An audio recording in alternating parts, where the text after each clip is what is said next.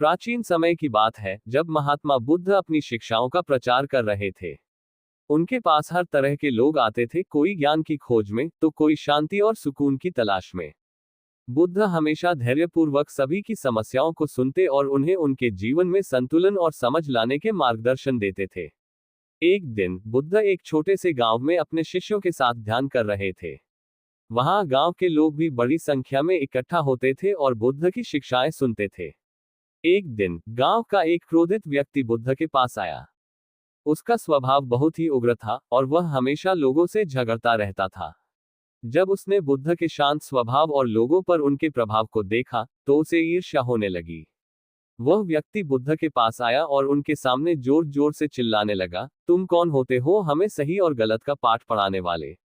तुम तो बस ढोंगी हो। तुम्हारा ज्ञान किसी काम का नहीं। तुम लोगों को धोखा दे रहे हो। उस व्यक्ति की कठोर बातें सुनकर वहां मौजूद शिष्य और गांव वाले चौंक गए। वे इस अपमानजनक व्यवहार को सहन नहीं कर पा रहे थे, लेकिन बुद्ध ने अपने चेहरे पर एक मुस्कान बनाए रखी। उन्होंने उस व्यक्ति को ध्यान से देखा और कोई जवाब नहीं दिया। बुद्ध की शांति और धैर्य देखकर वह व्यक्ति और अधिक क्रोधित हो गया। उसने बुद्ध को अपशब्द कहना जारी रखा, लेकिन बुद्ध ने उसकी ओर शांति से देखा और कुछ नहीं कहा। काफी देर तक ऐसा चलता रहा और अंततः वह व्यक्ति थक गया। वह सोच रहा था कि उसके उग्र व्यवहार का बुद्ध पर कोई असर क्यों नहीं हो रहा है।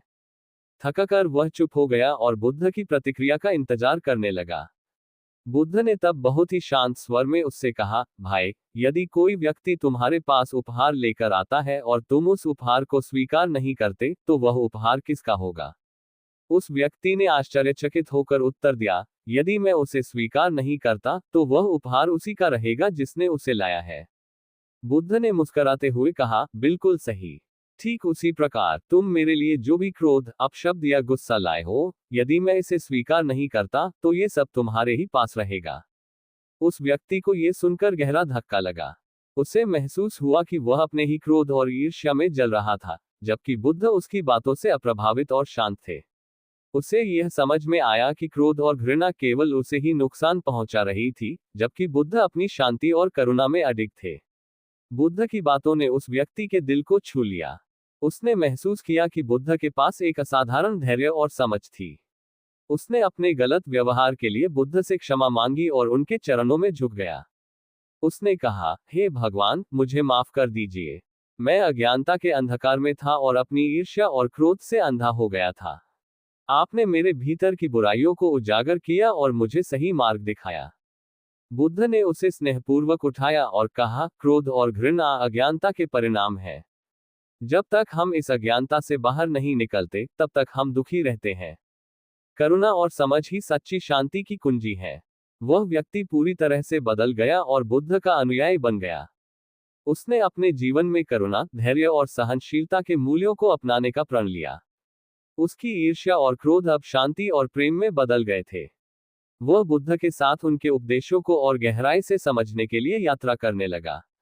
इस घटना के बाद बुद्ध के शिष्यों ने उनसे पूछा, भगवान, आपने उस व्यक्ति के क्रोध और अपशब्दों को कैसे सहन किया? हम तो उस समय बहुत गुस्से में थे और उसे सबक सिखाना चाहते थे। बुद्ध ने मुस्कुराते हुए कहा, क्रोध आग की तरह होता है। यदि तुम उसे और बढ़ाओगे तो वह सभी को जला देगा, चाहे वह कोई भी हो। लेकिन यदि तुम उसे हवा नहीं दोगे तो वह धीरे धीरे बुझ जाएगा। उन्होंने आगे कहा, क्रोध का उत्तर क्रोध नहीं हो सकता। केवल शांति और समझ ही क्रोध को समाप्त कर सकते हैं। जब कोई तुम्हें अपशब्द कहे या तुम्हारे प्रति क्रोधित हो तो धैर्य रखो और विचार करो कि वह व्यक्ति क्यों ऐसा कर रहा है। अधिकांश समय लोग अपने भीतर के दुख और परेशानियों के कारण ऐसा व्यवहार करते हैं। हमें उनके प्रति करुणा दिखानी चाहिए, न कि क्रोध। शिष्यों ने बुद्ध की यह बात समझी और अपने जीवन में धैर्य और करुणा को अपनाने का संकल्प लिया।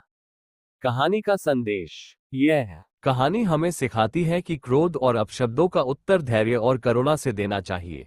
जब हम क्रोध के साथ प्रतिक्रिया करते हैं तो हम उस आग में और ईंधन डालते हैं जो हमें और दूसरों को जलाती है।